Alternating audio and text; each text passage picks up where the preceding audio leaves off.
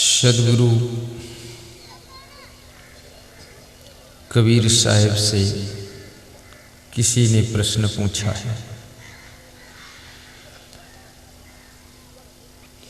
कि संसार में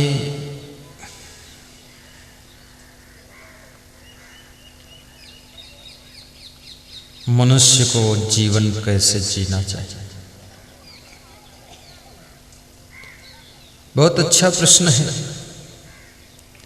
इसी प्रश्न के उत्तर की तलाश सभी को है कि संसार में मनुष्य को जीवन कैसे जीना चाहिए, क्योंकि जीवन जीने का तरीका अगर ठीक हो तो जीवन में सुख बढ़ेगा, सुख आएगा। लेकिन जीवन में अगर दुख बढ़ रहा है तो इसका मतलब जीवन जीने का तरीका कुछ गलत है। गाड़ी चलाने का तरीका अगर ठीक है तो आराम से मंजिल पर पहुंच जाओगे, लेकिन गाड़ी चलाने का तरीका आपका गलत है तो सड़क के बजाय नीचे खेत तरफ गिराओगे गाड़ी, तो जहां पहुंचना वहां नहीं पहुंचोगे। जीवन भी एक गाड़ी है और जीवन ऐसी गाड़ी है, मनुष्य का जीवन बहुत सुंदर गाड़ी है। मनुष्य की सुंदर जीवन रूपी गाड़ी से दुनिया की सभी गाड़ी बनी है। अब ये सोचना आप बात को, मनुष्य जीवन की जो गाड़ी है ये गाड़ी हर गाड़ी को बना देती है। अगर एक मनुष्य जीवन इस धरती पर ना हो तो कोई गाड़ी नहीं बन सकती। कौन गाड़ी बनाएगा?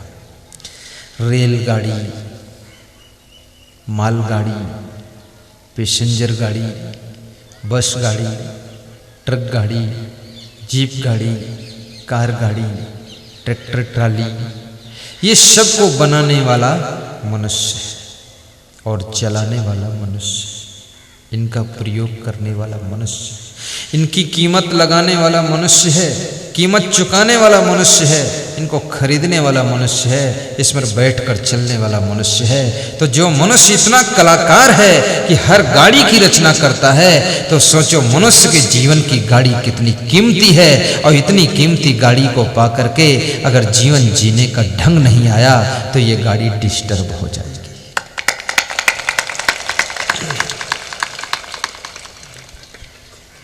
जैसे पेट्रोल की गाड़ी में केरोसिन ऑयल डाल दो, गाड़ी ठीक नहीं चलेगी। ये हमारे आपकी शरीर की गाड़ी, इसमें दूध डालो तो ठीक चलेगी, पर दारू डालो तो डिस्टर्ब करेगी।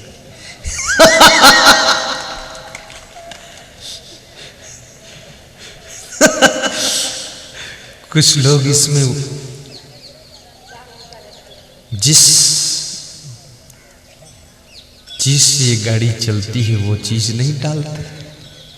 यहाँ तक मैंने देखा है भारतवर्ष में दूध बेचने वाले लोग दूध बेचते, सबको दूध पिलाते हैं, द्वार द्वार पर जाकर के डिब्बा खोलकर दूध नाप कर देते हैं, 1 लीटर, 3 लीटर, 2 लीटर, सबको दूध देते हैं। कभी कभी दूध में थोड़ा पानी भी मिला देते हैं, लेकिन दूध देते हैं। सबको दूध रूपी अमृत बांट रहे और पैसा भी लेते हैं। दूध सबको पिलाते हैं, सबको देते हैं, पैसा लेते हैं। और उनका कितना दुर्भाग्य है कि अपने जीवन की गाड़ी में उसी पैसे से वे दारू खरीद कर डाल देते हैं, तो जिंदगी की गाड़ी को डिस्टर्ब। दूसरों को दूध पिलाया और स्वयं को दारू पिलाया, सबको तो सही लाइन दिखाया और अपने लिए रास्ता उल्टा चुन लिया, इसलिए जिंदगी डिस्टर्ब हो गई। याद रखना, सबको भी दूध पिलाओ और स्वयं भी दूध पियो, और दूध ना हो तो अमृत वाणी पिला दो और अमृत वाणी का पान करो, तो जिंदगी आपकी धन्य हो जाएगी।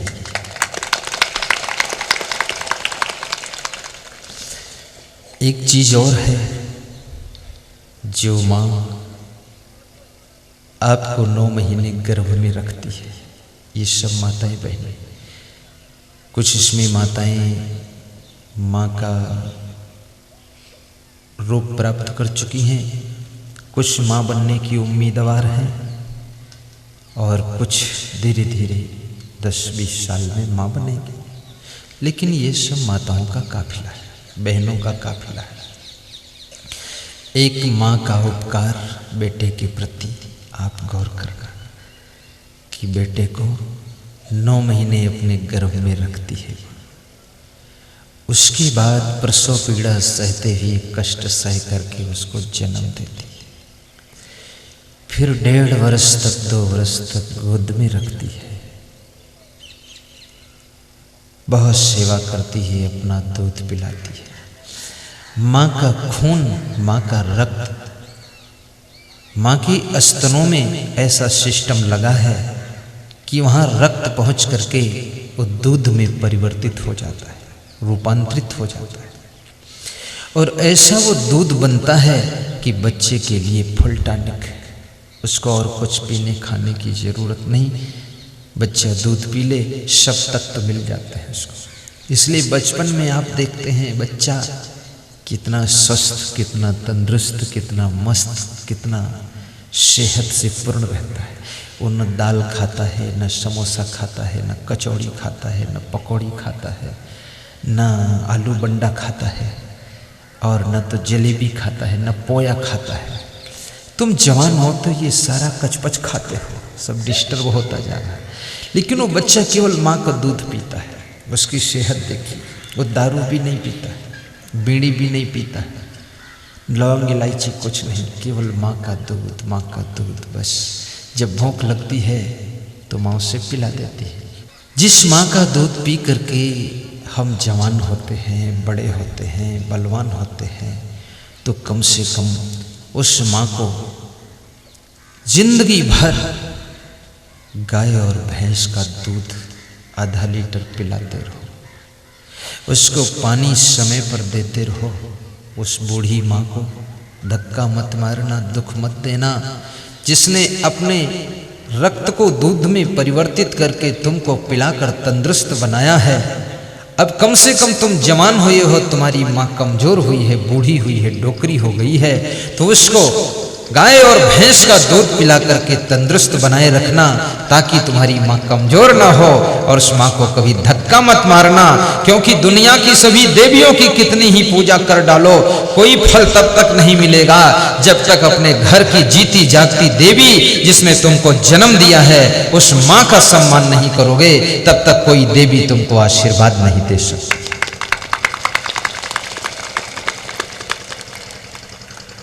तो माँ का आदर करना।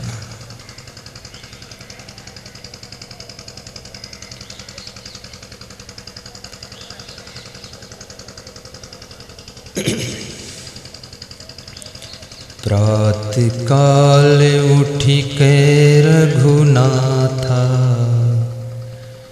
मात पिता गुरु नावहि माता। प्रातः काल उठी के रघुनाथा, मात पिता गुरु नावहि माता। भगवान श्री राम का नियम था, प्रातः काल उठ करके माता पिता को नमस्कार करते थे। नमस्कार कोई समझदार ही कर सकता है, जिसका अहंकार मर चुका है, जिसका विवेक जागृत हो चुका है, वो नमस्कार करने में संकोच नहीं करता है। अपने से बड़ों को प्रणाम करने से जीवन के परिणाम सुंदर हो जाते हैं। कभी भी प्रणाम करने में शर्म संकोच मत करना। मैं आपसे निवेदन करूंगा, भाव के साथ में प्रणाम कर लेना।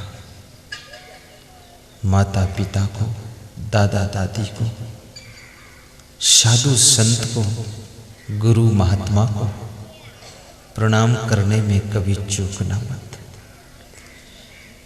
तुम जिनको प्रणाम करते हो उनका जो तप है, उनका जो पुण्य है, उसका 10वां अंश आपको प्राप्त हो जाता है। तो सदगुरु कबीर साहब से किसी ने प्रश्न पूछा है कि संसार में मनुष्य को कैसे जीवन जीना चाहिए। बात को समझना सभी लोग, गौर करना। तो कबीर साहब कहते हैं कि 5 बातें याद रखना चाहिए। नंबर 1, आपा तजय। नंबर 2, हरि भजय। नंबर 3, नक्शिक तजय विकार। नंबर 4, सब जीवन से निर्वैर रहे। नंबर 5, साधु मता है सार। 5 बातें सदगुरु कबीर साहब ने बताया है। नंबर 1, आपा तजय। साहब कहते हैं कि आपा छोड़ो। आपा यानी अभिमान छोड़ो। आपा यानी मोह छोड़ो। आपा यानी जो सारी चिंता अपने ऊपर लाद रखा है तुमने, उसको छोड़ो। आपा तजय। आज मनुष्य काम से नहीं थकता है, बल्कि अधिक चिंता करने से थकता है। पेड़ लगाओगे 100 साल बाद नष्ट हो जाएगा। मकान बनाओगे 60 साल बाद गिर जाएगा। कपड़ा खरीद कर लाओगे 3 साल में फट जाएगा। बहुत सुंदर जूते लाओगे, साल भर में नुच जाएंगे, फट जाएंगे। तुम गाड़ी लाओगे 6 साल में टूट जाएगी। मनुष्य दुनिया में जो भी कमाता है, बनाता है, करता है, वो सब नाशवान है। लेकिन याद रखना, मनुष्य जिस शरीर से ये सब कार्य करता है, वो शरीर भी नाशवान है। नाशवान से नाशवान ही तो हो सकता है। ये शरीर भी नाशवान है। नाशवान से जो भी बनाओगे वो भी नाशवान बनेगा। और याद रखना, नाशवान से नाशवान बनेगा। और नाशवान में अगर मोह हो जाए, और नाशवान का लोभ हो जाए, और नाशवान की अगर चिंता हो जाए, तो जो अविनाशी आत्मा है, जो अजर अमर अविनाशी तुम्हारी आत्मा है, तुम्हारा जीव है, वो खामखा दुख प्राप्त करता है। इसलिए नाशवान की चिंता छोड़ देना, क्योंकि नाशवान तो नाश होगा ही, तो अविनाशी का नुकसान क्यों किया जाए। नाशवान की चिंता छोड़ करके अविनाशी को आनंद से जीने दिया जाए।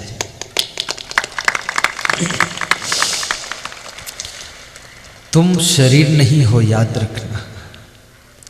ये जो शरीर आपका है 5 फुट का, 6 फुट का है, 50 किलो वजन, 100 किलो वजन या 1.5 कुंटल वजन, ये शरीर तुम नहीं हो। कृष्ण कहते हैं कि तुम आत्मा हो।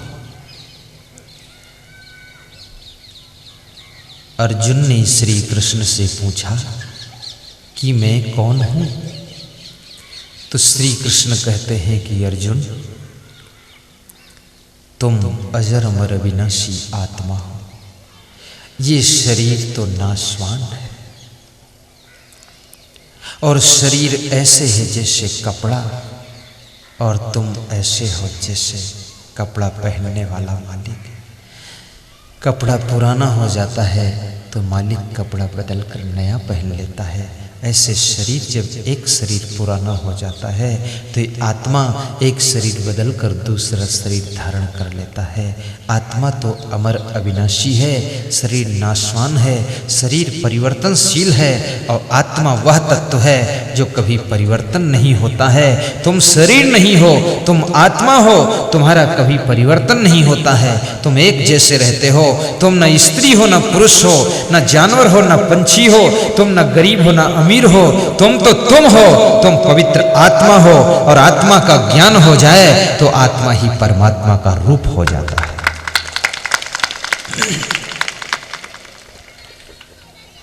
सभी लोग ध्यान रखना, बच्चों को कंट्रोल रखना। बच्चों को जाने भी मत देना, हल्ला मचाने भी मत देना, क्योंकि जितने जवान आए हैं उससे ज्यादा बच्चे आए हैं। और उनका नाम बच्चा इसलिए है क्योंकि उनको बचाना पड़ता है। जब खुद बचने लग जाए तो उन्हें बच्चा नहीं कहा जाता, फिर वो जवान हो जाते हैं। इसलिए बच्चा उनको कहा जाता कि उनको बचाना पड़ता है, और बचाओगे नहीं तो हल्ला मचाएंगे, और हल्ला मचाएंगे तो हमको सत्संग नहीं करने देंगे, तुमको सुनने नहीं देंगे। इसलिए हर आदमी एक एक बच्चा पकड़ के बैठो। उस बच्चे की टांग अपनी टांग से रुमाल से बांध लो, जाने ना पाए। जब जाएगा तो तुम्हारी टांग भी खींचेगी तो पकड़ लेना, अन्यथा तुम ध्यान से सुनने लग जाओगे, चुपचाप खिसक जाएगा, क्योंकि बच्चा तो बच्चा है। तरीका बता दिया हूं। जिनके पास रुमाल ना हो तो क्या करेंगे? दूसरे के धोती में बांध दो। कुछ कंट्रोल करो और थोड़ा हंस करके सुनना, मुस्कुरा कर सुनना। बहुत गंभीर चेहरा बनाकर मत बैठना, ऐसा ना लगे शमशान घाट में आए। सत्संग तो उत्सव है, सत्संग मरघट नहीं है। सत्संग तो मेला है, उत्सव है, महोत्सव है। खुश होकर के सुनो। अगर सुख पाना चाहते हो तो कोई सदगुरु की शरणा ले लेना। राम भगवान को भी विश्वामित्र की शरणा लेना पड़ा था, राम को भी वशिष्ठ के चरणों में जाना पड़ा था, कृष्ण को संदीपन गुरु के चरणों का दास बनना पड़ा था। याद रखना, हमें आपको भी कोई विश्वामित्र जैसे गुरु की खोज करना पड़ेगा, कबीर के शरण में जाना पड़ेगा, या कोई संदीपन जैसा गुरु ढूंढना पड़ेगा, तब जीवन में सुख आएगा। और याद रखना, जब गुरु ढूंढ लेना तो गुरु से दीक्षा ले लेना, और जब दीक्षा लेना तो अपनी इच्छा को उनके चरणों में सौंप देना। फिर स्वतंत्र तुम नहीं हो, फिर गुरु दीक्षा पा गए, यानी अब गुरु की इच्छा से तुम्हें कार्य करना है। और गुरु दीक्षा जब लिया जाता है तो गुरु दक्षिणा भी दिया जाता है। 51 रुपये, 101 रुपये, जो भी श्रद्धा अनुसार। तो 101 रुपया जो दिया जाता है, 51 रुपया दिया जाता है, या 21 रुपया दिया, तो इसमें जो 20 के बाद 1 रुपया और लगता है, 21 बनता है। तो 1 रुपया ये क्या है? यानी गुरु दीक्षा लेना। तो 1 रुपया का मतलब है 7। 1 रुपया इसलिए है कि 1 रुपये में 100 पैसा होता है, 100 पैसा होता है। और 100 पैसा का मतलब 100% होता है, 100%। तो जो आपके पास में अवगुण है, दुर्गुण है, दुर्विचार है, वो अवगुण 100% अवगुण, अपने टोटल अवगुण गुरु के चरणों में गुरु दीक्षा जब लेना तो गुरु दक्षिणा के रूप में भेंट कर देना। अवगुणों की दक्षिणा सबसे बड़ी दक्षिणा है। अवगुणों की दक्षिणा पा करके गुरु खुश हो जाता है और तुम्हारे ऊपर सुख की बरसात कर देता है। इसलिए अवगुणों की दक्षिणा जरूर दे देना। जाम फल भेंट करना, लेकिन जाम फल के साथ में जो जमा हुआ कचड़ा है उसको भी भेंट कर देना। ये मांस, मछली, अंडा, नशा, शराब, जुआ, ये सारे अवगुण भेंट कर देना, गुरुदेव को दान कर देना। मन ही मन संकल्प ले लेना। अगर तुम किसी को गाली देते हो बहुत, तो अपनी गालियां भेंट कर देना कि गुरुदेव अब गाली आपके चरणों में भेंट है, अब हम किसी को आज से गाली नहीं बकेंगे। ये संकल्प लेना। अगर तुम घर में आलसी बन करके लेटे रहते हो, काम नहीं करते हो, तो अपने आलस्य को गुरु चरणों में भेंट दे देना। यदि तुम कुछ चुरा करके खाते हो तो अपने चोरी की आदत को दान कर देना। यदि आप सिगरेट पीते हो तो सिगरेट पीने की आदत को गुरु चरणों में भेंट कर देना। संकल्प ले लेना कि सिगरेट अब नहीं पीऊंगा। यदि तुम अपनी पत्नी से रोज लड़ते हो तो इस लड़ाई की आदत को दान कर देना। दोनों पति पत्नी आंख मूंद के बोल देना, हर हर गंगे, गुरुदेव आपके चरणों में दान है। ठीक, बहुत अच्छा दान करा रहा हूं मैं, और ये चीजें ऐसी मांग रहा हूं दान में, गुरु दक्षिणा में, जो आपके पास में स्टॉक है, सब थोक है पूरा। हाँ, कमी नहीं है, बहुत है। आपको अगर बहुत गुस्सा आता हो, बहुत जल्दी मूड गर्म हो जाता हो, तो अपने गुस्सा की आदत को दान कर देना। याद रखना, गुस्सा से बहुत नुकसान होता है।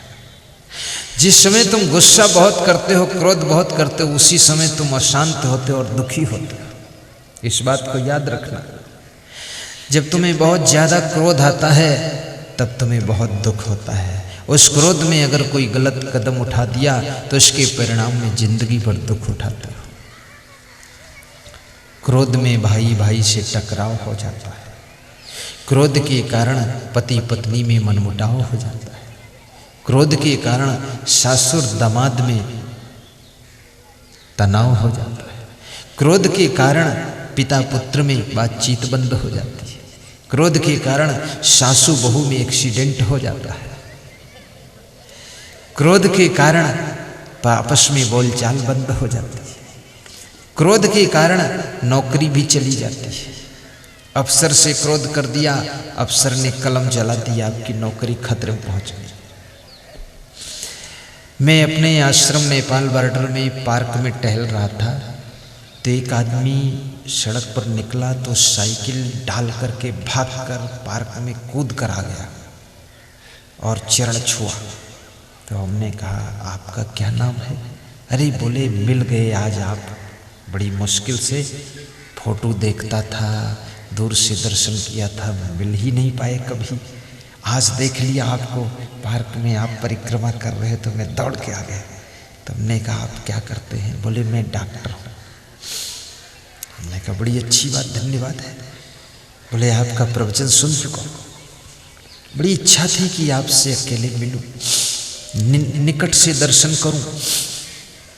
तो हमने कहा, डॉक्टर हैं, अच्छी बात है। तो बोले, इसके पहले मैं मास्टर था और उसके पहले मैं पटवारी था। पटवारी होता ना, राजस्व विभाग। तो हमने कहा, पटवारी, फिर मास्टर, फिर डॉक्टर। तो डॉक्टर किस हॉस्पिटल में हो? बोले, प्राइवेट डॉक्टर हो। तो हमने कहा, कहाँ बैठते हो? बोले, बम्बनपुर बैठता हूँ। तो हमने कहा, तो प्राइवेट डॉक्टर हो, बहुत बड़ा अस्पताल है, नर्सिंग होम है क्या आपका?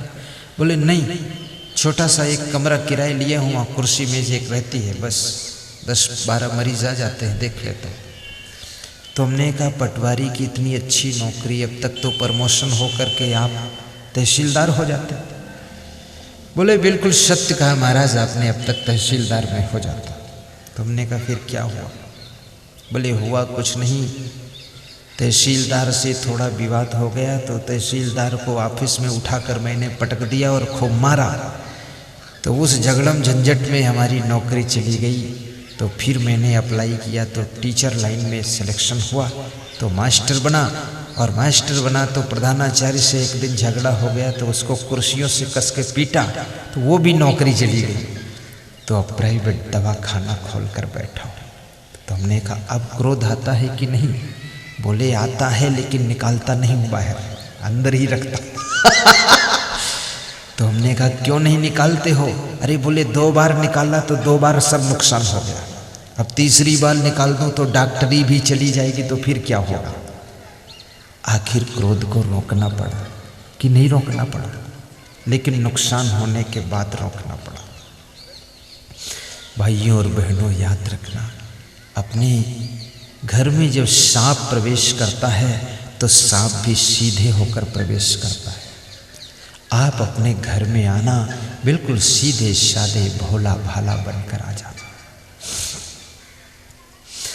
नारियों से भी मैं निवेदन करूंगा कि आप कृपा करके, मेहरबानी करके अपने घर के पुरुषों से, अपने पतियों से ऐसे शब्द बोलना जिससे उनका मन प्रसन्न हो और उनका मनोबल बढ़े, और उनको टेंशन में मत पहुंचाना। भोजन करते समय, सोने के पहले ऐसे शब्द न बोलना जिससे आपका पति टेंशन में पहुंच जाए तो खा भी न सके और सो भी न सके। ऐसी स्थिति मत करना। और कोई नुकसान भी हुआ हो तो सह लेना, क्योंकि इस संसार में सहना ही तपस्या है। अगर सह ना सके तो याद रखना, विवेक की बहुत बड़ी जरूरत है जिंदगी के अंदर। भगवान श्री कृष्ण का परिवार 56 करोड़ यादव थे। कितने थे?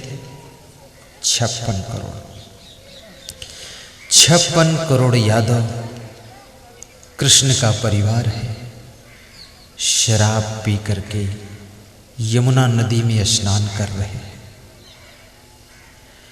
आपस में कुछ तकरार होती है, एक दूसरे पर गुस्सा आता है, क्रोध आता है, एक दूसरे को धक्का मुक्का करते हैं। शराब का नशा है। नदी में पैदा होने वाला एक घास होता जिसको गोंदी कहते हैं, उस गोंदी को उखाड़कर आपस में मारपीट किया। शराब के नशे में 56 करोड़ यादव एक दूसरे को नदी में पैदा होने वाली घास से मार मार करके गिरा देते हैं और एक साथ में 56 करोड़ शराब के नशे में यमुना नदी में डूबकर मर जाते हैं। जो शराब का नशा 56 करोड़ यादवों को यमुना की धारा में डुबा सकता है, जो शराब का नशा भगवान कृष्ण के पूरे परिवार को एक साथ नष्ट कर सकता है, तो मैं निवेदन करूंगा वो शराब का नशा आपको सुख कब दे सकता है, आपको भी वो डुबा सकता है। याद रखना, शराब के नशे में न जाने कितने लोगों की इज्जत डूब गई, न जाने कितने लोगों की दौलत डूब गई, न जाने कितने लोगों की जमीन डूब गई, न जाने कितने लोगों का मकान संपत्ति डूब गई, न जाने कितने लोगों की जिंदगी डूब गई। अरे जितने मरे नहीं हैं नदियों के गहरे पानी में, जितने डूबे नहीं हैं कुएं के गहरे पानी में, उससे ज्यादा डूब चुके हैं बोतलों के बंद पानी में, बोतलों के बंद पानी में। नदियों में डूबने वालों की संख्या कम है। नदी में लोग कितने डूबकर मरे होंगे उनको काउंटिंग किया जा सकता है, कुएं में डूबकर कितने लोग मरे उनको गिना जा सकता है, लेकिन बोतलों के बंद पानी में सारा संसार डूबकर मर रहा है। इसी बोतलों के बंद पानी में, झिल्लियों के बंद पानी में, पौज में डूबकर, अरे पानी के हौज में तो बहुत कम लोग डूबे हैं, लेकिन शराब की पौज में तो पूरी दुनिया डूब गई है। तो आज निवेदन करूंगा कि आप इस चीज को भेंट कर देना, दान कर देना। इस चीज को दान करने वाले हमारे कुशल पाल भदवरिया प्रधानाचार्य बैठे हैं, आप दर्शन कर लो, ताली बजा दो। 1 वर्ष हो गया ये इतनी शराब पीते थे, रोज पीते थे, रोज पीते थे। इनका कहना है 50,000 रुपये महीने वेतन आता था, लेकिन फिर भी साइकिल से ही चलते थे क्योंकि सब पी जाते थे। 1 साल छोड़ा है शराब, तो कह रहे थे 55,000 की मोटरसाइकिल से चल रहा हूँ गुरुदेव।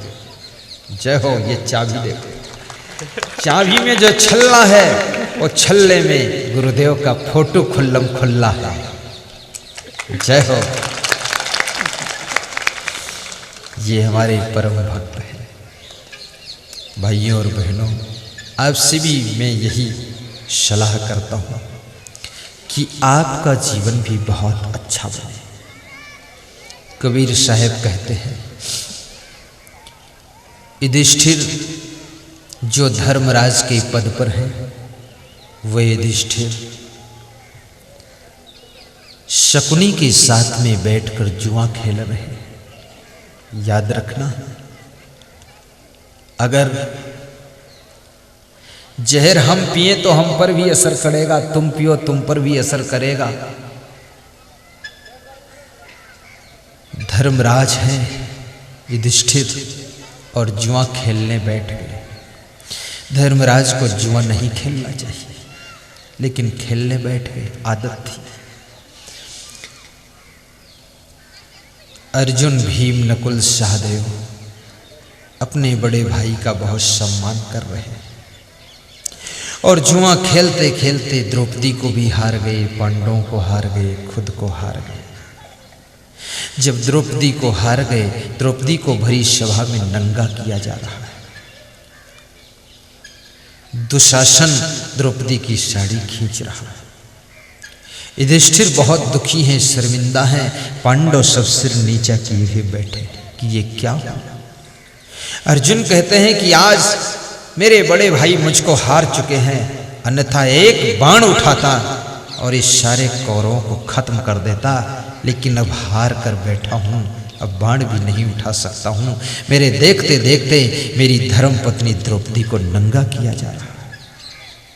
जो जुए की आदत युधिष्ठिर को भी शर्मिंदा कर सकती है, युधिष्ठिर की बेइज्जती करा सकती है, युधिष्ठिर को अपमान में ढकेल सकती है, और युधिष्ठिर के सामने, धर्मराज के सामने अर्जुन की धर्म पत्नी द्रौपदी को नंगा करने के लिए मजबूर कर सकती है। वो जुआ खेलने की आदत आपका कब कल्याण कर सकती है। याद रखना भाइयों बहनों, जुआ खेलने की आदत का त्याग कर देना और गुरुदेव के चरणों में भेंट कर देना, आपका जीवन मंगलमय हो जाए।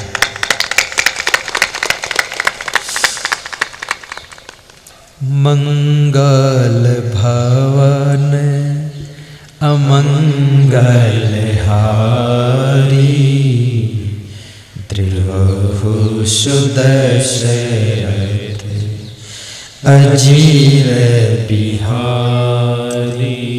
मंगल भवन अमंगल हारी,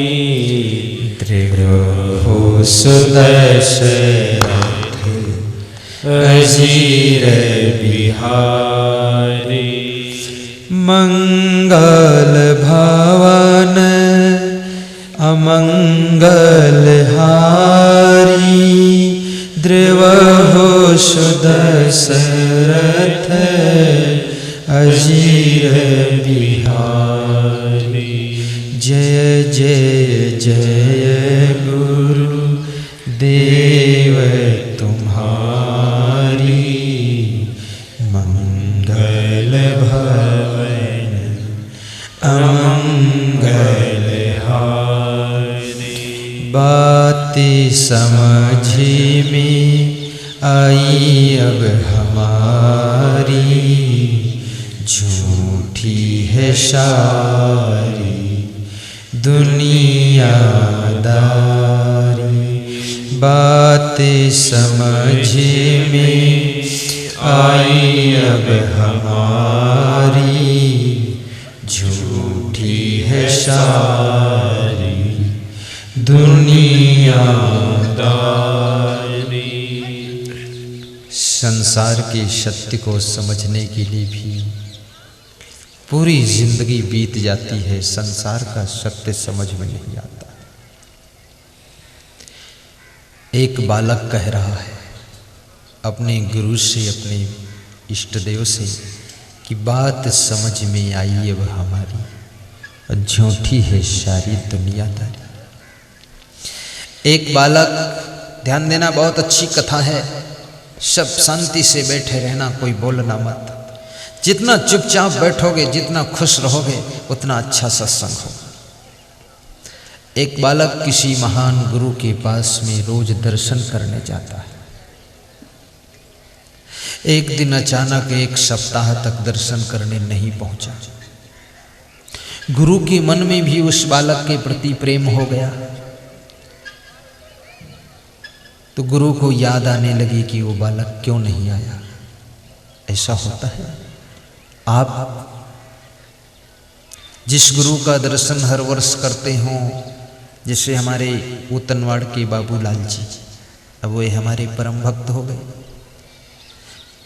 पहले वे भी किसी और के भक्त थे, लेकिन उन्होंने अब गुरु को ढूंढ लिया।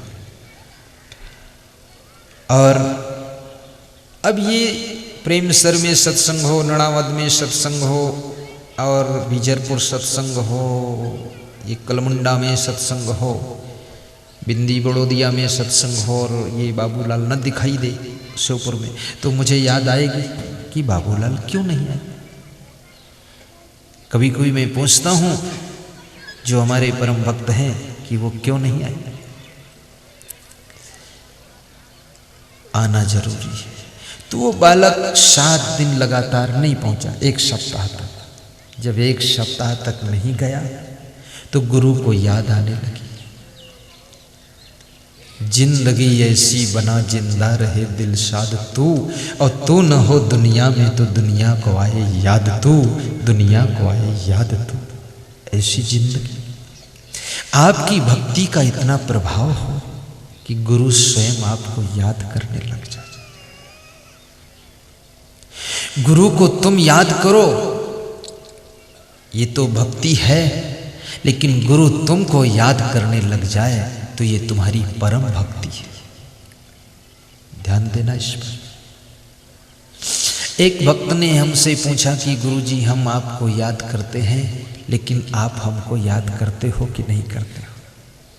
हम तो करीब करीब आपका गले में लॉकेट पहना है मैंने, तो इसमें भी दर्शन करता हूँ, पेन में दर्शन करता हूँ, और घर में फोटो लगा उसमें दर्शन करता हूँ, रोज़ याद करता हूँ, लेकिन आप कभी हमको याद करते हो कि नहीं? ऐसा पूछा उसने। भक्त लोग भी परीक्षा लेते हैं ना गुरु की, कि हम तो गुरु का ध्यान लगाएं। भक्त चाहता है हम गुरु का ध्यान लगाएं, लेकिन गुरु कम से कम हमारा ध्यान तो रखे। वो हमारा ध्यान न लगाए लेकिन ध्यान रखे तो कि शिष्य का क्या हुआ, भक्त हमारा कहाँ है। तो मैंने कहा याद रखना, इंजन और मोटर ये दो होते हैं। तो इंजन के ऊपर जो पुली चढ़ी होती है और मोटर के ऊपर पुली चढ़ी होती है, तो इंजन की पुली बड़ी पुली होती है और मोटर की पुली छोटी पुली होती है। जब इंजन की पुली एक राउंड करती है तो जो मोटर पर चढ़ी हुई पुली है वो 150-200 राउंड कर जाती है। तो याद रखना, तुम्हारा गुरु तो इंजन की पुली है, और जब एक बार तुमको याद करता है तभी तुम उसको 200 बार याद करते हो। अगर एक बार वो राउंड न करे तो तुम 200 बार राउंड कैसे करोगे? वो एक बार याद करता तो 200 बार तुम याद कर लेते हो। तो ऐसी तुम्हारी भक्ति परिपक्व हो जाए कि तुमको गुरु याद करने लगे। तो गुरु ने उस बालक को याद किया कि वो बालक क्यों नहीं आता है। एक सप्ताह बाद आया। गुरु ने कहा, अरे तुमने तो इतना प्रेम लगा दिया, अब एक सप्ताह अपसेंट हो गए, आए नहीं, तुम्हारी याद आती रही। तो बालक बोला, गुरुदेव आपकी भी याद आती थी हमें, लेकिन हम आते नहीं थे। बोले तुम याद करते थे, आते क्यों नहीं थे? बोले हमारा विवाह देखने के लिए कुछ लोग आए थे, तो उसमें हमें रुकना पड़ गया। तो गुरु ने कहा, तुम्हारा विवाह? तो बेटा आज से तुम हमसे चले गए, अब विवाह तय हो गया, अब तुम मेरे नहीं रह गए। 1 महीने के बाद वो बालक फिर गुरु के पास में 1 महीने तक नहीं पहुंचा। अब गुरु बहुत याद किया, घड़ी याद किया, लेकिन बालक नहीं गया। 1 महीने के बाद गया तो गुरु ने पूछा, 1 महीने एब्सेंट रहे, इतना लंबा इंतजार करवाया, कहाँ रुक गए? बोले अब वो विवाह का ऐसा। फिर वो बालक विवाह हुआ तो विवाह होने के 1 साल तक नहीं आ पाया। तो गुरु ने बहुत याद किया, बहुत याद किया, मन के अंतर तारों से स्मरण किया। तो 1 साल के बाद वो बालक आया, वो भक्त आया। तो गुरु ने कहा, 1 साल तक तुम गैप कर दिए, नहीं आए, कहाँ रहे? तो बोले विवाह हो गया है, जिम्मेदारियां बढ़ गई गुरुदेव, अब मौका नहीं मिलता है, इसलिए कम आ पाता हूँ, बाकी आपका ध्यान करता हूँ। तो गुरु ने कहा, विवाह हो गया, कम आ पाते, तो कम क्यों आ पाते हो? बोले अब पत्नी है और एक छोटा बच्चा भी आया है आपकी कृपा से, तो उसकी देख रेख करना पड़ता है। तो गुरु ने कहा, बच्चा आ गया, अब तुम अपनी पत्नी से भी चले गए। तो बालक बोला, मैं आपसे भी चला गया और माँ बाप से भी चला गया, अपनी पत्नी से भी चला गया, तो महाराज अब मैं किसका रह गया हूँ ये बताओ, किसी का हूँ कि नहीं? तो मैं अपने बेटे का हूँ? बोले बेटे के भी नहीं हो।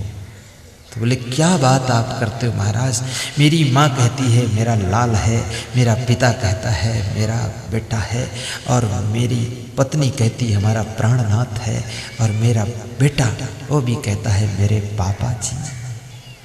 आप कहते हो कि किसी के नहीं, हमारे तो पूरा परिवार कम है। तो गुरु ने कहा मैं परीक्षा संसार का सत्य तुमको दर्शन करा देता हूं। तो गुरु ने कहा कि मैं ऐसी तुम्हें दवा देता हूं कि तुम बेहोश हो जाओगे। तुम्हें सुनाई सब पड़ेगा, दिखाई पड़ेगा, लेकिन बोल नहीं पाओगे। और तब तुम देख लेना संसार का सत्य क्या है।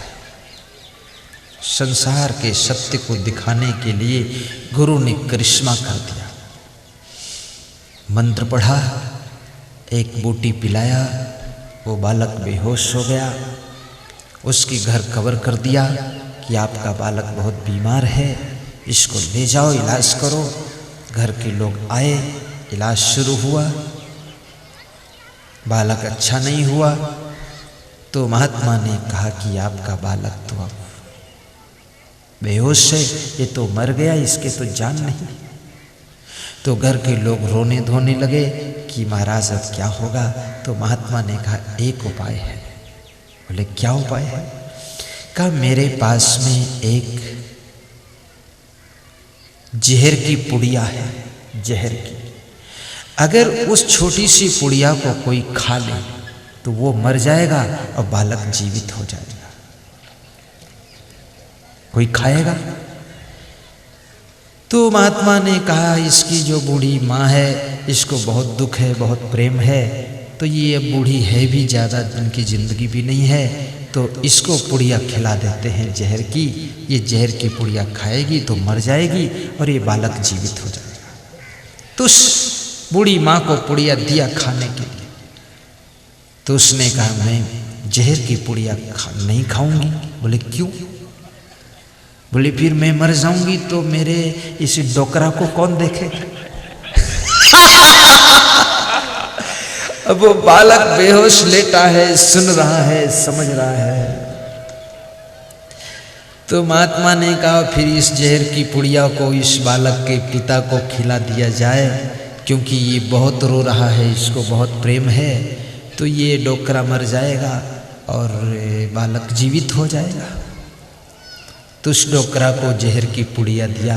तो डोकरा हाथ जोड़कर बोला देखो महाराज, प्रेम अपनी जगह पर है, लेकिन हम किसी के लिए मरेंगे नहीं, क्योंकि हम मर जाएंगे तो हमारी डोकरी का क्या हाल।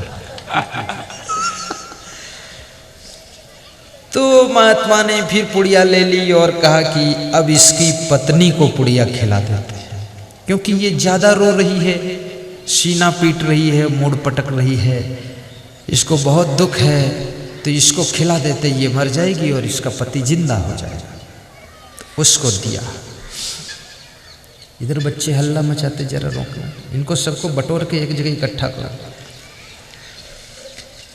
तो उसको दिया और उसने कहा महाराज देखो, अब ये तो बेहोश हैं ही, मर ही गए हैं, और हम पुड़िया खा लें जहर की, हम भी मर जाएं और ये जीवित भी हो जाएंगे, लेकिन हमारा ये छोटा सा बच्चा, इसको कौन संभालेगा? तो हम जहर की पुड़िया नहीं खाएंगे, हम इस छोटे बच्चे के सहारे जी लेंगे। अब ये मर गए तो मर गए, अब रो हम सकते हैं लेकिन इनके लिए मर नहीं सकते। तो महात्मा ने कहा अच्छा एक बात, चलो कोई नहीं खाना चाहता जहर की पुड़िया और सबको दुख है, परिवार सब रो रहा है, तो इस जहर की पुड़िया को फिर मैं खा लूँ तो मैं मर जाऊंगा, आपका बच्चा जीवित हो जाएगा, आपका पति जीवित हो जाएगा, मैं खा लूँ। तो सब घर वालों ने कहा अरे महाराज, संत तो दयालु होते ही है, आप खा लो महाराज साहब।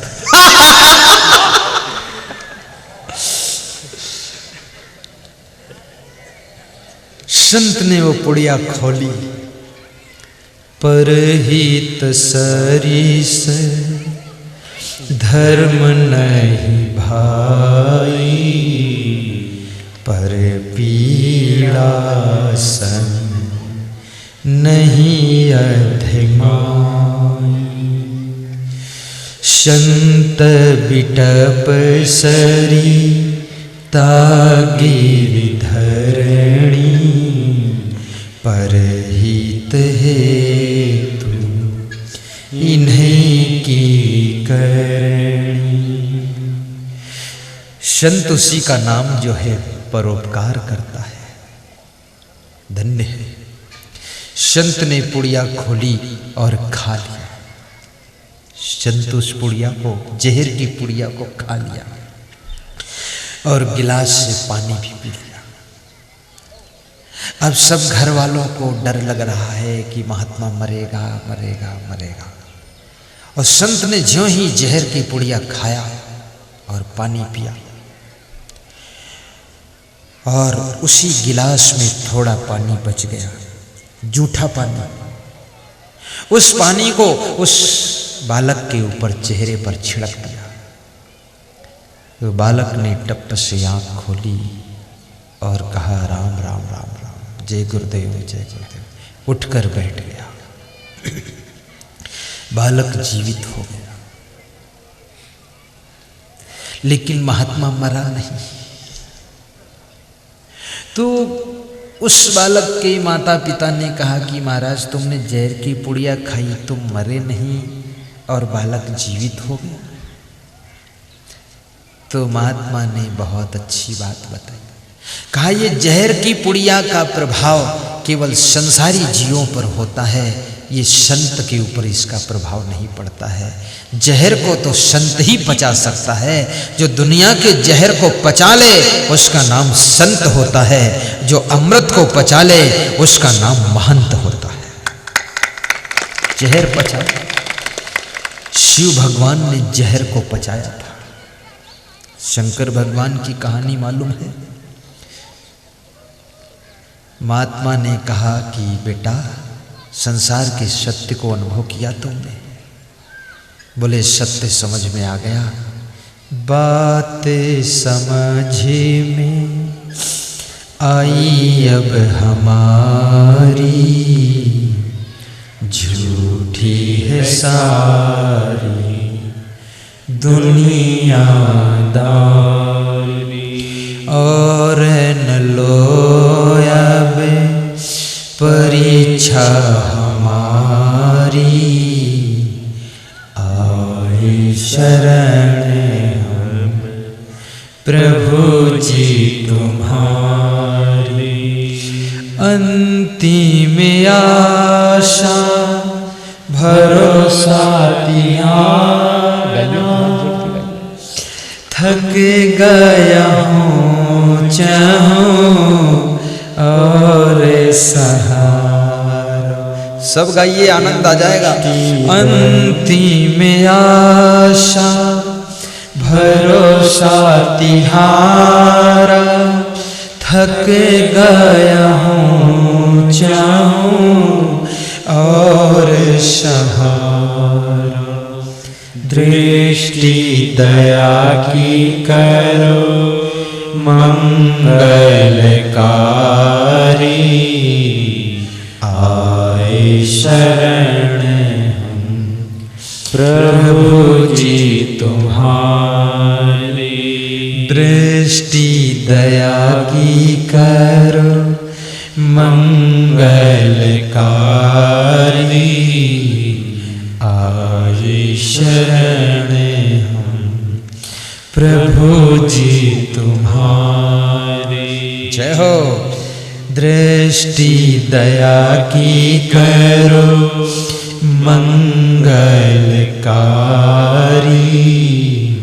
आए शरण हम प्रभु जी तुम्हारी।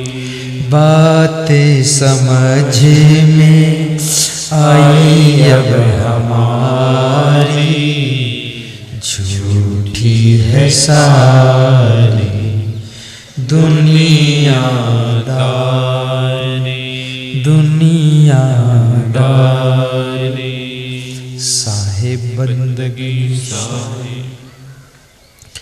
सत्य को समझने में महात्मा को जहर की पुड़िया खाना पड़ गया। दुनिया का सत्य समझना बहुत कठिन है। इस दुनिया जैसी है वैसी दिखाई पड़ना बहुत कठिन है।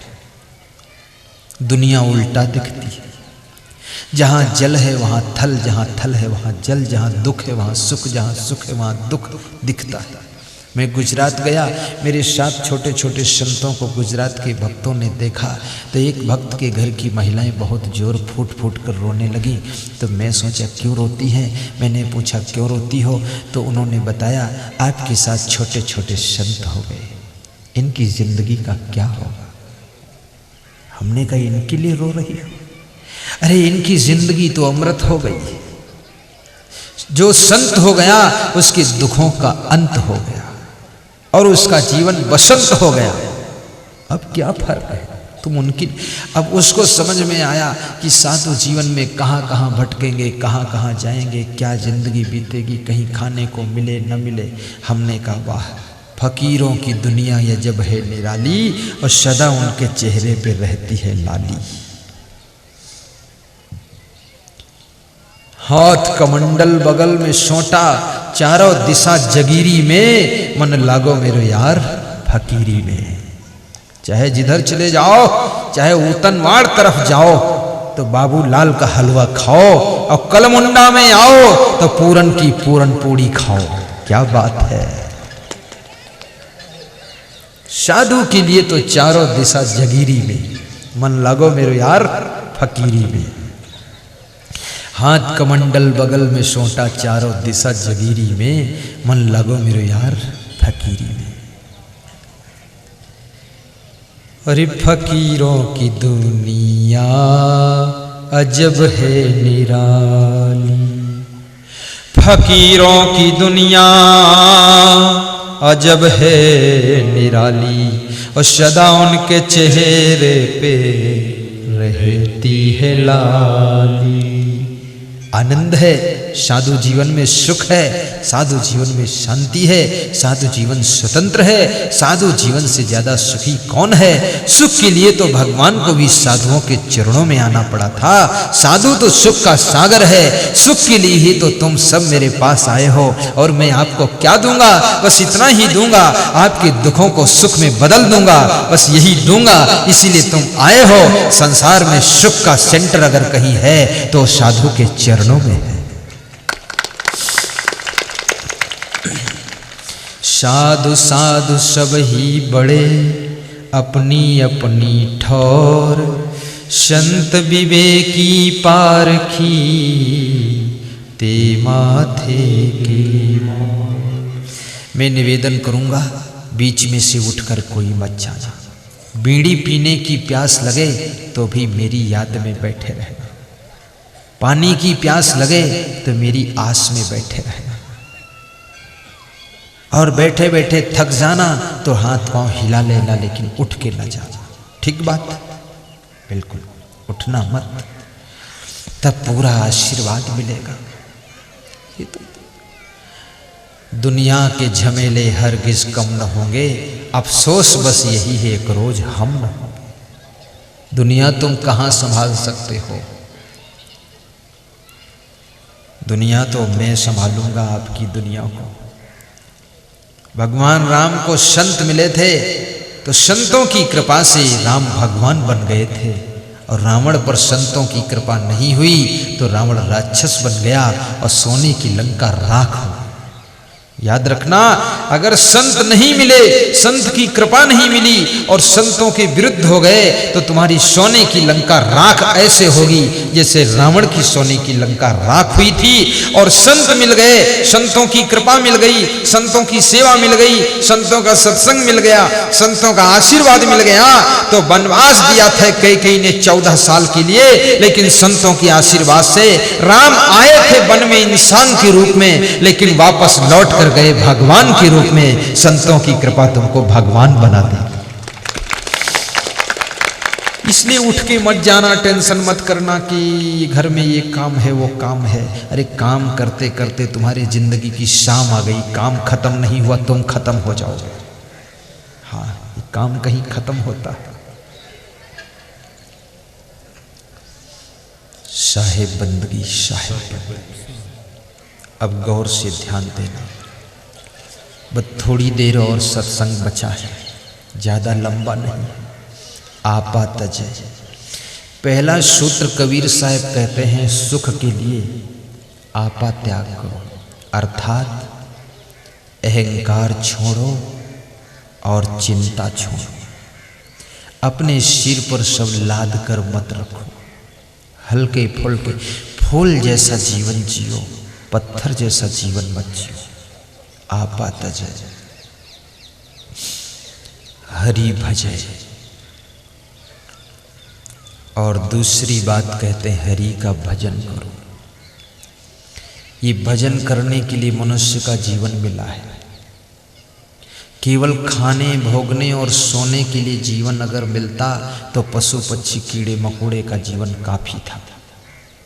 खाना पीना सोना भोगना पशु पक्षी के जीवन में खूब होता है, लेकिन भजन करना वहां संभव नहीं। मनुष्य के जीवन में भजन होता है। और भजन कैसे करोगे? भजन में पूछूं अगर तुमसे, अभी मैं पिछले गांव जहां से आया हूं, राणेप गांव से, वहां के हमारे वक्तम को विदा करने भी आए हैं अध्यापक गुरुचरण जी, और पूरा गांव प्रेम में डूबा हुआ था। तो राणेप में मैंने भजन की परिभाषा थोड़ा बताया था, लेकिन यहाँ भी बताना पड़ेगा हमें, क्योंकि तुम राणेप गए थे कि नहीं गए थे? नहीं गए ना? तो मैं तो आया हूं यहाँ, मैं बता दूंगा भजन क्या है। बुराइयों से भाजना ही भजन है। आदत जरा सुधार लो बस हो गया भजन, मन की तरंग मार लो बस हो गया भजन। ये भजन है। किसी से पूछा गया कि भजन क्या है, तो उसने कहा 2 अगरबत्ती भगवान के फोटो के सामने जला दो, थोड़ा हाथ जोड़ दो, बस भजन हो। दूसरे से पूछा गया कि भजन क्या है, तो उसने कहा कि भगवान के सामने शंख बजा दो, घंटी बजा दो, बस भजन हो गया। तीसरे से पूछा गया भजन क्या है, तो उसने कहा कि भगवान के सामने 2 फूल भेंट कर दो, बस भजन हो गया, झंझट खत्म। चौथे से पूछा गया कि भजन क्या है, तो उसने कहा कि भजन बहुत सीधा साधा है, भगवान के मंदिर में प्रसाद चढ़ा दो और उसके बाद उठा लो और पूरा खा लो, बस भजन हो गया। पांचवें से पूछा गया भजन क्या है, तो उसने कहा भजन क्या है? आप हमसे पूछ रहे हो भजन क्या है, तो भजन यही है, खूब खाओ खूब सो, बस यही भजन है, और क्या भजन है। लेकिन मैं आपको बताऊं भजन क्या है, व्रत क्या है। महिलाएं बहुत व्रत रहती है, मैं भी व्रत रहता हूं और तुम भी व्रत रहना। अगर आपके घर में किसी दिन चाय पत्ती ना हो तो उसी दिन चाय का व्रत ले लेना। किसी दिन अखबार ना आया हो तो अखबार का व्रत ले लेना, ठीक? ऐसा नहीं कि चाय पत्ती खत्म हो गई तो खुद ही चाय बन गई, चाय जैसा गर्म हो गए, स्वयं ठंडे रहो। किसी दिन आपके घर मेहमान ज़्यादा आ गए हों, खाट कम पड़ गई हो, खाट मेहमान को दे देना, स्वयं जमीन पर बिछाकर सो जाना और खाट का व्रत ले लेना, ये भजन हो गया। मांस मछली नशा शराब खाने पीने की आदत है, गुरुदेव के चरणों में इसे भेंट कर देना, त्याग कर देना, तो समझ लो भजन हो गया, व्रत हो गया, अखंड व्रत ले लो।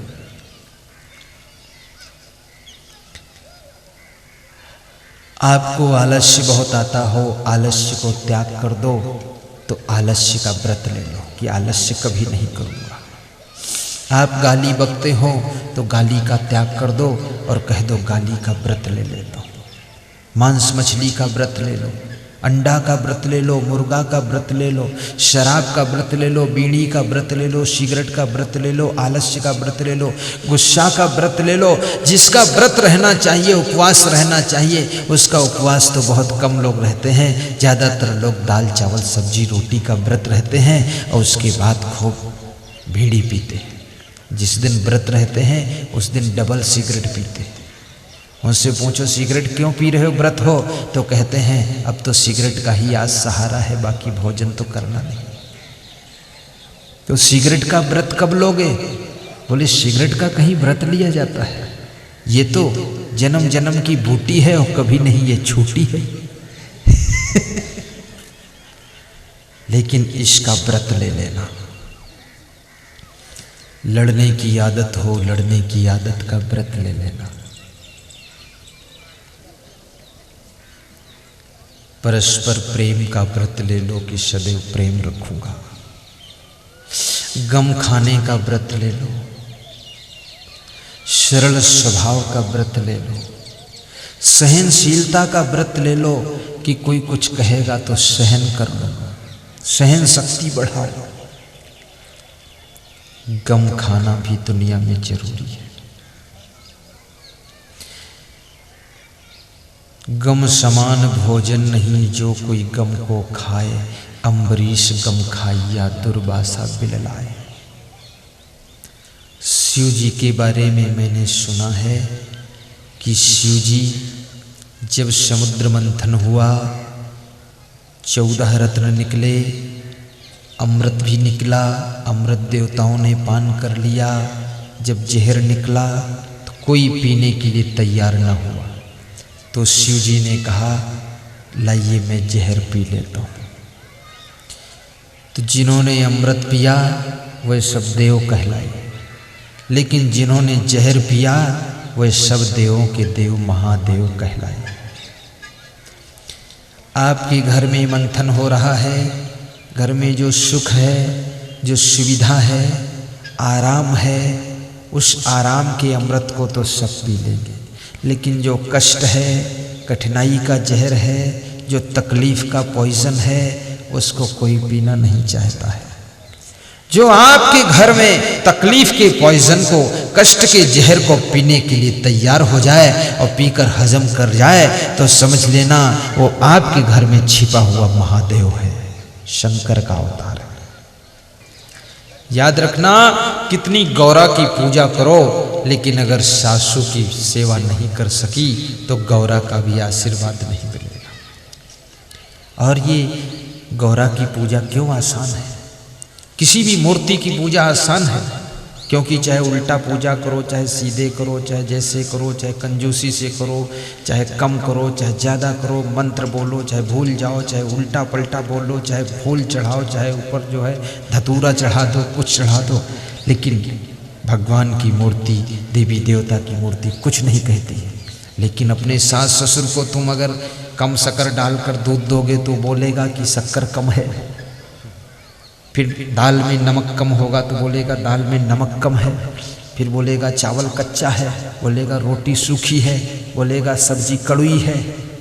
तो तुम इसलिए जीवित व्यक्ति की सेवा करने में चूक जाते हो और ये मूर्ति की सेवा करने में सफल हो जाते हो। लेकिन मैं सच में कहूँगा कि मूर्ति की सेवा करते करते जीवित मूर्ति की सेवा करने की आदत बन जाए, तब आपके जीवन में सुख और शांति की बरसात होगी। आपके घर में जो आपके सास ससुर बूढ़े हैं उनकी सेवा कर देना, दुख मत देना, क्योंकि जब बहू को घर में आना होता है ना तो सासू को बहुत खुशी होती है। सासू की चाल बदल जाती है। जिस समय बेटे का विवाह होता है तो सासू बहुत स्पीड से 120 किलोमीटर की रेस में चलती है, खर खर खर खर खर खर पूरा दौड़ के काम करती है।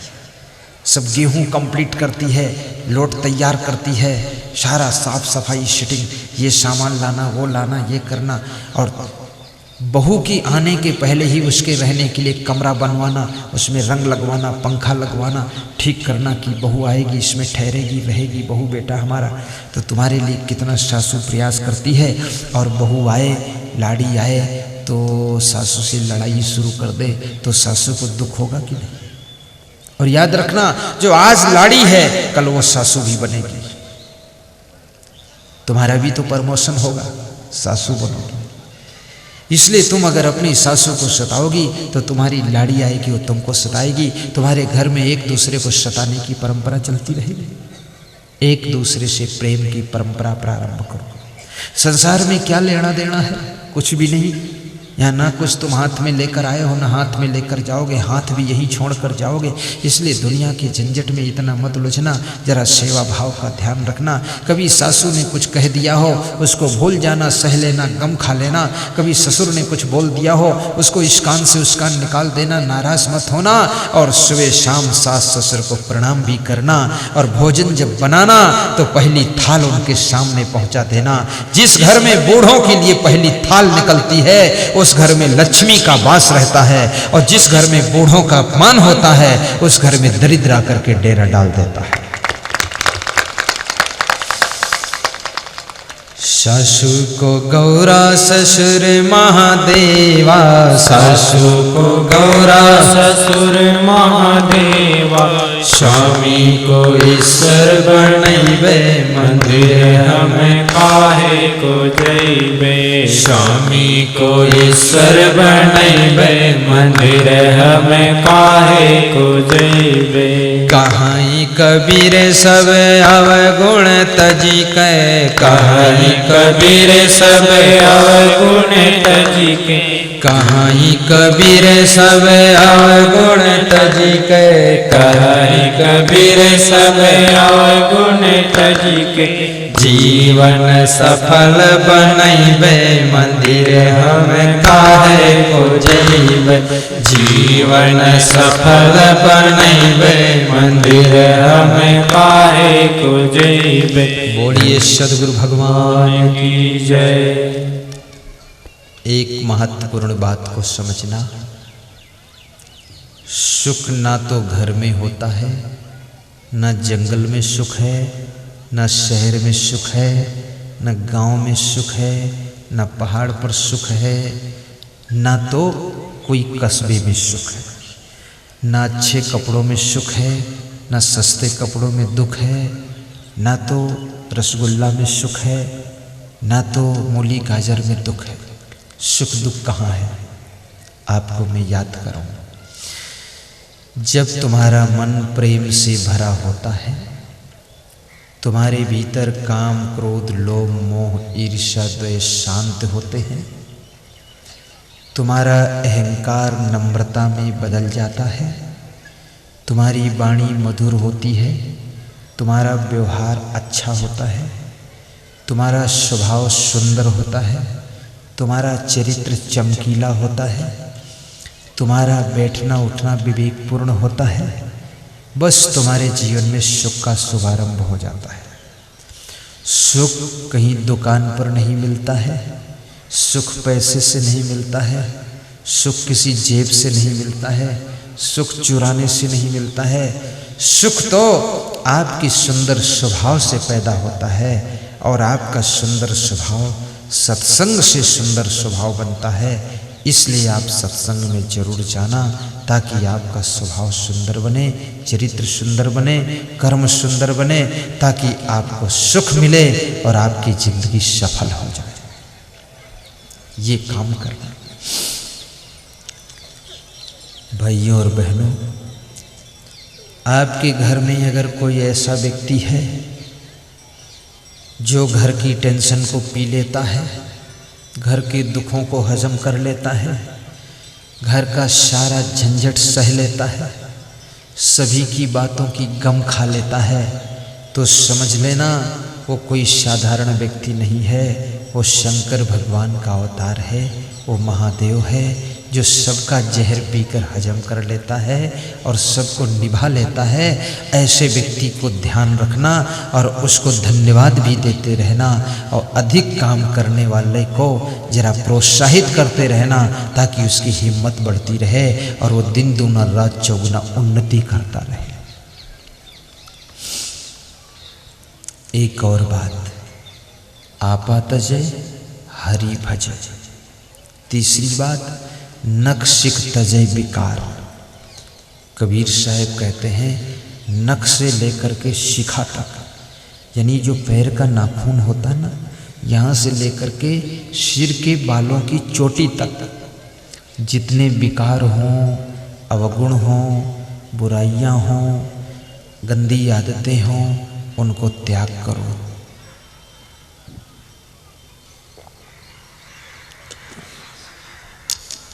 मनुष्य को दुख कौन देता है? आपकी गंदी आदत ही आपको दुख देती है। और याद रखना, आदत बनाने वाले आप हैं, आदत छोड़ने वाले आप हैं, आदत से दुख पाने वाले आप हैं, आदत को त्यागने वाले आप हैं, आदत बढ़ाने वाले आप हैं, आदत में कष्ट पाने वाले आप हैं, और आदत को संकल्प लेकर के त्याग करने वाले भी आप हैं। इसलिए आप अपनी शक्ति को संभालो और इस गंदी आदत को छोड़ो, फिर देखो तुम्हारी जिंदगी में कितनी खुशहाली आएगी। ऐसा वैसा खाना पीना छोड़ देना। ये मीणा परिवार, जाट परिवार, बैरवा परिवार, सुमन परिवार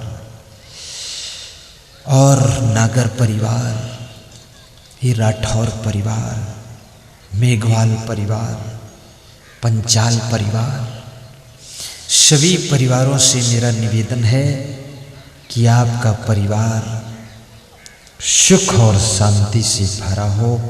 इसके लिए आप गुरु की भक्ति खूब करना, संतों के चरणों में ध्यान लगाना और परस्पर प्रेम से रहना। नख से लेकर के शिखा तक कोई भी अवगुण हो उसको धीरे धीरे धीरे धीरे दूर करना। अपने घर की महिलाओं का आदर करना। महिला को केवल महिला मत समझना, महिला को घर की महिमा समझना। और दुर्गा देवी की पूजा कर पाओ करो, ना कर पाओ ना करो, लेकिन आपके घर में जो जीती जागती देवी हैं इनका अपमान न करना, इनको दुख मत देना, इनको भी क्षमा करके गम खा करके प्रेम से निभा लेना। जिस घर में नारी का आदर होता है, जिस गृहस्थ के घर में स्त्री का सम्मान होता है, जिस गृहस्थ के घर की स्त्रियां बैठ कर के रोज रोती नहीं हैं, मुस्कुराती हैं, खुश रहती हैं, उस घर में लक्ष्मी का आगमन होता है, उस घर में लक्ष्मी की कृपा रहती है। और जिस घर की स्त्रियां आए दिन बैठकर रोती रहती हैं, दुखी रहती हैं, उस घर में लक्ष्मी भाग जाती है, दरिद्र आ जाता है। तो इसलिए इन नारियों को जरा खुश भी रखना, इनकी बात भी कुछ मान लेना, अपनी जिद मत करना। और महिलाओं से भी निवेदन करूँगा, ये जो आपके घर के पुरुष हैं ये बहुत संघर्ष करते हैं, बाहर कष्ट उठाते हैं, बाहर घर में आए तो इनको मुस्करा कर मिलना, समय पर भोजन नाश्ता खिला देना, बिस्तर लगा देना, आलस्य न करना और इनसे कह देना कि तुम घर की चिंता मत करो, घर तो हम संभाल लेंगी, तुम बाहर संभाल लो, हम अंदर संभाल लें, दोनों संभल जाए।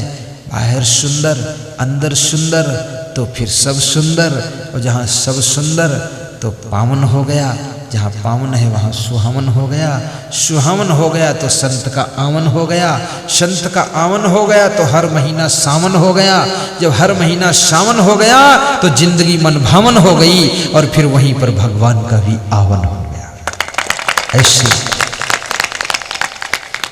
मिलजुल करके प्रेम से गुजार लेना।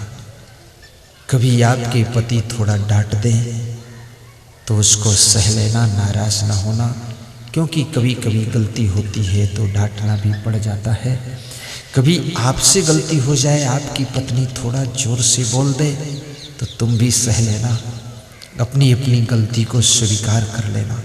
जो लोग अपनी गलतियां सहज स्वीकार कर लेते हैं, जो लोग एक गलती एक बार करने के बाद दोबारा नहीं दोहराते हैं, जो लोग अपनी गलती अपने आप दूर करने के प्रयास में लगे रहते हैं, जो लोग दूसरों की गलती की अपेक्षा अपनी गलती पर ध्यान ज़्यादा रखते हैं, ऐसे लोग जहाँ रहते हैं वहीं राम राज्य रहता है, वहीं स्वर्ग रहता है, वहीं सुख और संपन्नता रहती है, वहीं शांति और आनंद रहता है। आपके घरों में सुख शांति और आनंद आए, आपके घरों में लक्ष्मी की कृपा बनी रहे।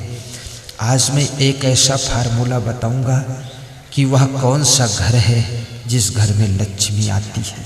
बता दूं? हैं? बताऊं? एक नियम, एक मंत्र बताता हूं जिससे लक्ष्मी घर में आती है। मूर्खा यत्र न पूज्यन्ते धान्यम यत्र सुसंचितम दाम्पत्ये कलहो नास्ति श्री स्वयं आगता। चाणक्य ने नीति शास्त्र में कहा है, जिस घर में मूर्ख का सम्मान नहीं होता है, जिस घर में अन्न का अपमान नहीं होता है, अन्न के एक एक दाने को संभाल कर रखा जाता है, जिस घर में पति पत्नी में कलह कलेश नहीं होता है, दाम्पत्ये कलहो नास्ति, जिस घर में पति पत्नी में कलह कलेश नहीं होता है, श्री स्वयं आगता। श्री माने लक्ष्मी, स्वयं माने अपने आप, आगता माने आती है। उस घर में लक्ष्मी अपने आप आती है, उसको बुलाना नहीं पड़ता है, कहना नहीं पड़ता है। ऐसे घरों को लक्ष्मी ढूंढती रहती है जिन घरों में अन्न के एक एक दाने को संभाल कर रखा जाता है, अन्न को फेंका नहीं जाता, खराब नहीं किया जाता है, जिस घर में पति पत्नी में कलह कलेश नहीं होता है, प्रेम रहता है, जिस घर में मूर्खों का सम्मान नहीं होता है, उस घर में ढूंढ ढूंढ करके लक्ष्मी आकर के डेरा डालती है। वो घर में कभी दरिद्र नहीं आता है और वहां सदैव लक्ष्मी का निवास रहता, सुख शांति बनी रहती है। एक बात और कहूंगा, अपने घर में किसी एक बुद्धिमान व्यक्ति का चुनाव कर लेना, उसको घर का संचालक बना लेना, मालिक बना लेना, जो आपके घर में बुद्धिमान व्यक्ति हो, और उसके हाथ में घर की स्टीयरिंग थमा देना और उससे कहना कि अब तुम ही जानो, तुमको संभालना है।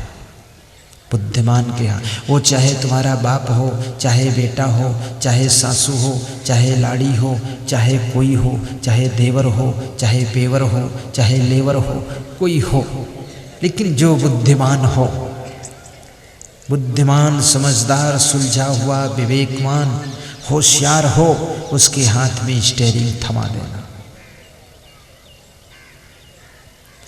अभी आपको मैं एक बहुत अच्छी बात बताता हूँ कि मध्य प्रदेश में खंडवा जिले में मैं आज के करीब 18 वर्ष पहले गया था। तो मेरी बस खड़ी थी, उस समय बस थी मेरे पास, अब तो बस नहीं है, अब हम खुद ही 100 बस हैं। तो बस के साइड में और पीछे लिखा हुआ था, ये बस अमुक आदमी ने दान दिया है। एक माता जी ने बस दान दिया था, उनका नाम था श्रीमती सुखदेई देवी, लखीमपुर खीरी, उनका नाम लिखा था। तो एक 18 वर्ष की उम्र का लड़का आया, उसने वो पढ़ा, मुझसे पूछा कि ये दान में मिली है बस गुरुजी? तो हमने कहा हाँ। तो कहा आप मेरे साथ में आओ। तो मैंने कहा आप अपरिचित हो, मैं तुम्हारे साथ कैसे हूँ? बोले आप आओ इस मकान के अंदर। मैंने कहा मैं नहीं आ सकता हूँ, क्योंकि किसी के मकान के अंदर अपरिचित में ऐसे कैसे आ जाऊँ? अरे बोले आओ तो, आप डरो मत। तो मैं गया हिम्मत करके। तो अंदर देखा बहुत बड़ी फैक्ट्री है कपड़ों की। तो उसने कहा अगर कोई बस आपको दान दे सकता है तो मैं बस में भरने के लिए कपड़ा दान दे दूंगा, आप कपड़ा ले लो। तो उसने छेतियाँ 1800 मीटर कपड़ा दान दिया, 1800 मीटर। कहा सब साधुओं को पहना देना, आपके पास जितने साधु हैं। हमारे पास साधु भी बहुत है, क्या पूछना साधु, जय जय जय बजरंग बली, जिधर देखो उधर साधु। एक साधु में 10 मीटर कपड़ा लगता है, एक पोशाक। कल स्नान करे तो फिर 10 मीटर की दूसरी पोशाक बदले पहने। साल में 4 पोशाक लगती, 6 महीने में फट जाता है कपड़ा। ये सूती होता ना, 40 मीटर तो 70 साधु, 7 चौक 2800 मीटर कपड़ा इनको चाहिए। हमारे में 15 मीटर लगता, 15 चक्कू 60 मीटर साल में हमको चाहिए। तो उन्होंने दे दिया। मैंने कहा पैसा? बोले बोले पैसे की कोई बात नहीं। तो हमने कहा आप क्या करते हैं? बोले मैं फैक्ट्री मालिक हूँ। मैंने कहा आपके पिताजी? बोले हैं। हमने कहा दादाजी? बोले हैं। हमने कहा भाई सब बड़े भाई हैं? तो हमने कहा तो तुम मालिक हो? बोले हमारे सब पूरे परिवार ने बैठ करके हमको मालिक बनाया है फैक्ट्री का 18 साल की उम्र में, और जब से मैं मालिक बना हूँ इस फैक्ट्री को 20 गुना आगे बढ़ा दिया हूँ 1 साल के अंदर। हमारे दादाजी ने जो 50-60 साल में जितना बढ़ाया था उससे कई गुना मैंने 1 साल में इसको बढ़ा दिया है। ऐसे बुद्धिमान आदमी के हाथ में घर के विकास की बागडोर सौंप देना तो आपका घर दिन दुना रात चौगुना उन्नत करता चला जाएगा। ये अहंकार मत रखना मैं बाप हूँ, मैं दादा हूँ, मैं सासू हूँ, मैं ये हूँ, मैं वो हूँ, नहीं। जो बुद्धिमान है उसको सौंप देना। अगर तुम्हारे दादाजी बुद्धिमान हो तो उनको सौंप देना, तुम उनके इशारे से कार्य करना तो उन्नति होगी। किसी ने प्रश्न पूछा अगर घर में दरिद्र आ गया हो तो क्या करना चाहिए, वो दरिद्र कैसे भागेगा? अब ये सवाल है। बहुत लोगों के घरों में दरिद्र आकर बैठ चुका है, तो मंत्र पढ़ना पड़ेगा, कैसे दरिद्र भागेगा। दारिद्र्य नाशनम दानम शीलम दुर्गत नाशनम अज्ञान नाशनी प्रज्ञा भावना भय नास्ति उद्योग नास्ति दार्दियम जपतो नास्ति पातकम मौने च कलो नास्ति जागरतो नास्ति भयम। ये 2 मंत्र हैं, ये दरिद्र को भगाते हैं। मंत्र का अर्थ बताता हूं। दारिद्र्य नाशनम दानम, दान करने से दरिद्र का नाश हो जाता है। अब कैसे नाश होगा? जब तुम दान करोगे तो साधु संत मिलेंगे, साधु संत मिलेंगे तो तुम्हें ज्ञान मिलेगा, जब ज्ञान मिलेगा तो अज्ञान हटेगा, अज्ञान हटेगा तो आपकी गंदी आदतें बुराइयां हटेंगी, जब बुराइयां हटेंगी आलस्य हटेगा, आलस्य हटेगा मेहनत शुरू होगी, मेहनत शुरू होगी आमदनी शुरू हो जाएगी, आमदनी शुरू होगी दरिद्र भागना शुरू हो जाएगा, दरिद्र भागना शुरू होगा लक्ष्मी का आना शुरू हो जाएगा। तो दारिद्र्य नाशनम दानम ये फार्मूला है। इसलिए साधु की सेवा में दान भी करना चाहिए। दानी बनकर के जियो, कृपण बनकर के मत जियो। दारू पीने के लिए कंजूस बन जाओ, 1 पैसा मत खर्च करो। जुआ खेलना हो तो कंजूस बन जाओ, बुरे कार्यों में खर्च करना हो कंजूस बन जाओ। लेकिन निवेदन करूंगा अगर दान करना हो, सेवा करना हो, सत्संग कराना हो तो ऐसे उदार बन जाओ जैसे कलमुंडा के सभी भक्त, और ये कौन है, बिंदी बड़ोदिया के सभी भक्त, और साथ साथ में मंडी के सभी भक्तों ने हर घर से कुछ न कुछ दान हमारे पूरन जी को सहयोग मिला है। मुरारी जी को हर घर से चाहे कोई 11 रुपया दिया हो या 1100 दिया हो, लेकिन सबने दिया है। इसलिए 3 गांवों के बीच में सत्संग रखा गया है। भाइयों बहनों ये त्रिवेणी संगम है, ये बड़ोदिया बिंदी और कलमुंडा और साथ साथ में मंडी, और सब खत्म हो जाए घमंडी और ये सत्संग पूरा हो जाए। सभी का सहयोग है इस सत्संग में। इस एक आदमी ने ये पहाड़ नहीं उठाया, ये तो निमित्त बन गए हमारे पूरन जी और हमारे मुरारी जी, लेकिन सहयोग सभी का है। तन मन धन सबने लगाया है। इसलिए मैं गुरुदेव जी से याचना करूंगा कि सबके घरों का दरिद्र भाग जाए, सबके घरों में लक्ष्मी आए, सुख शांति आए, ऐसी मैं शुभकामना करता हूँ। आपा तजय हरि भजय नक्सिक तजय विकार, सब जीवन से निर्वैर रहे। साहेब कहते हैं कि सभी जीवों से प्रेम करना, निर्वैर रहना, नफरत ना करना। प्रेम बहुत बड़ी चीज है। परिवार में एक दूसरे से प्रेम रखो, पड़ोसी से भी प्रेम रखो। शुभ काम। राम भगवान ने रीछ भालू बंदरों से भी प्रेम किया था, तो क्या तुम इंसान से भी प्रेम नहीं कर सकते हो? प्रेम का वातावरण बनाना और गम खा लेना, अहंकार को छोड़ देना, तो प्रेम जीवित रहेगा। प्रेम त्याग चाहता है, त्याग के बिना प्रेम मर जाता है। अपने सुख का त्याग तुम जिसके लिए करते हो उससे तुम्हारा प्रेम बना रहता है। अगर दूसरे के सुखों को तुम छीनते हो तो प्रेम की मृत्यु हो जाती है और नफरत जीवित हो जाती है। इसलिए थोड़ा जीवन में त्याग रखना। अपनी पत्नी के लिए अपना सुख त्याग करो, अपनी माँ के लिए सुख त्याग करो, अपने पिता के लिए, भाई के लिए, देवर के लिए, जेठ के लिए, सबके लिए सुख त्याग। जो अपना सुख सबके लिए त्याग देता है वो सबके प्रेम का अधिकारी बन जाता है। जो सबका सुख छीनना चाहता है वो सबके नफरत का शिकार बन जाता है। राम ने भरत के लिए राजगद्दी छोड़ी तो भरत ने राम के लिए भी राज्य सब छोड़ दिया। नंदी ग्राम में जाकर राम जी राज्य छोड़कर वनवास चले गए तो भरत जी राजगद्दी छोड़कर नंदी ग्राम चले गए। दोनों भाइयों में त्याग। भाई भाई में छोटी छोटी चीज़ के लिए लड़ाई न करना, आपस में कम खा लेना, एक दूसरे के थोड़ा ज़्यादा मिल जाए ऐसी भावना रखना, तो आपके घर में सुमत रहेगी। और जहाँ सुमत तहाँ संपत्ति नाना। गाओ चौपाई गाओ, ये चौपाई गा दो फिर छुट्टी दे दूंगा, क्योंकि तुम थक गए होगे बैठे बैठे। छुट्टी दे दूं? चलो छुट्टी दे देता हूँ। जहाँ सुमति तहाँ संपत्ति नाना, जहाँ कुमति तहाँ विपत्ति निधान।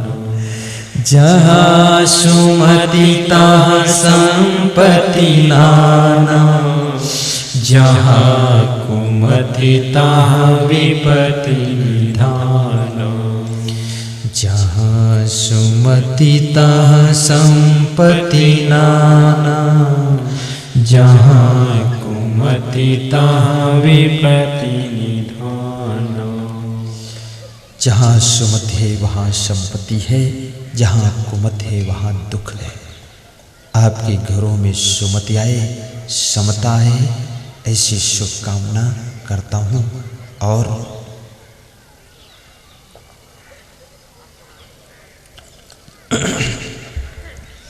एक चीज को समझना, सब जीवन से निर्भय रहे साधु मता है सार। सदगुरु कबीर साहब बड़े निर्भय पुरुष थे, महापुरुष थे। सदगुरु कबीर साहब एक गली के किनारे बैठे सत्संग कर रहे थे। कोई नवयुवक आया, उसने कबीर साहब को लात मार दी। इतने बड़े महान पुरुष को लात मार दी। परशुराम के पिता भृगु जी ने विष्णु भगवान की लात मारी थी, तो जिनको लात मारी वे भगवान बन गए, और जिसने लात मारी उसकी संसार से पूजा खत्म हो गई। भृगु जी की पूजा नहीं होती।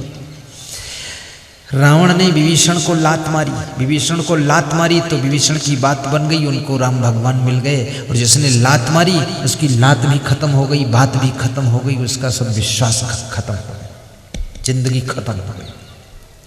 कबीर को लात मारी एक नवयुवक ने, तो कबीर बूढ़े थे, 120 साल की उम्र तक कबीर का जीवन रहा है। 100 वर्ष की जिंदगी में लात मारी। बुजुर्ग थे, कमजोर थे, कबीर लुढ़क गए, गिर पड़े, उठकर फिर बैठ गए, सत्संग करने लगे। तो जो श्रोता सत्संग सुन रहे थे उन्होंने पूछा, इसने लात क्यों मारी? आपकी आज्ञा हो तो इसको मैं पीटूं? तो कबीर साहब ने कहा, उसने लात मारी, लात उसने क्यों मारी ये विषय उसका है, मेरा नहीं। मेरा विषय तो सत्संग है, सत्संग सुनो। उसने लात क्यों मारी उसका फल उसको मिलेगा, हमने लात सह ली, सहने का फल हमको मिलेगा। कबीर साहब ने फिर सत्संग शुरू कर दिया। वो नवयुवक घूमते घूमते 2 घंटे बाद लौट करके आया, पूछते पूछते, और सबसे पूछा, कबीर साहब कहाँ हैं? कबीर साहब कहाँ हैं? कबीर साहब कहाँ हैं? तो किसी ने बताया, कबीर साहब वहाँ हैं, कबीर साहब वहाँ हैं, वहाँ हैं, वहाँ हैं। वो बैठे, कबीर साहब बैठे सत्संग कर रहे हैं। तो कबीर साहब के पास में शर्माते शर्माते संकोच करते करते पहुँचा और चरण छू करके प्रणाम करके क्षमा मांगने लगा कि अभी मैंने आपको लात मारी थी, मैं अपने घर से निकला हूँ आपको गुरु बनाने के लिए, लेकिन मेरी गलती जो मैं पहचान न पाया, आपको लात मारकर लुढ़का दिया, तो आप क्षमा करना और मुझे गुरु दीक्षा देना, शिष्य बना लेना। तो कबीर साहब मुस्कराए, उन्होंने कहा, क्षमा तो उसी समय कर दिया था, क्षमा उधार नहीं रखी जाती, क्षमा तत्काल कर दी जाती है। और जो क्षमा करता है वो बड़ा होता है, और जो क्षमा कराता है वो छोटा होता है। याद रखना, मैंने पहले ही क्षमा कर दिया था, अब क्षमा बाकी नहीं है। दीक्षा लेना है ले लो, पश्चाताप मत करो लात मारने का, क्योंकि 2 पैसे की हंडी लेवे ठोंक बजाए दाम तब देवे, बड़े दाम का हीरा भाई क्यों न परीक्षा लेकर लाई। और सोचो, मिट्टी की हंडी खरीदने जाते हो, 2 पैसे की लेते हो, 1-2 रुपये की हंडी, तो उसको भी पीट पीट करके देख लेते हो, पक्की है कच्ची है, ठीक है कि नहीं ठीक है। तो आपको जब गुरु बनाना है, इतना मजबूत गुरु बनाना है, तो लात मार कर ठोक कर देख लिया गुरु पक्का है कि कच्चा है, तो कोई बुरा नहीं है, तुम्हारा गुरु पक्का है, आओ चेला बन जाओ। कबीर साहब ने उससे बैर नहीं माना, उसको शिष्य बना दिया। इतने सहनशील कबीर साहब थे, इसीलिए कबीर साहब का दुनिया में नाम है। कबीरा खड़ा बाजार में मांगे सबकी खैर, ना काहू से दोस्ती ना काहू से बैर।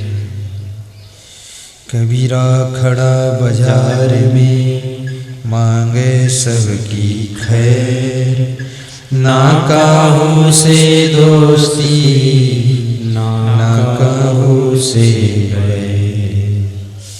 बोलिए सदगुरु भगवान की जय। भाइयों और बहनों, साधु मता है सार। पांचवी बात साहब कहते हैं कि संतों का विचार ही सार है। दुनिया में सुनना तो संतों के ज्ञान की बातें सुन लेना, उससे तुमको सुख मिलेगा, शांति मिलेगी।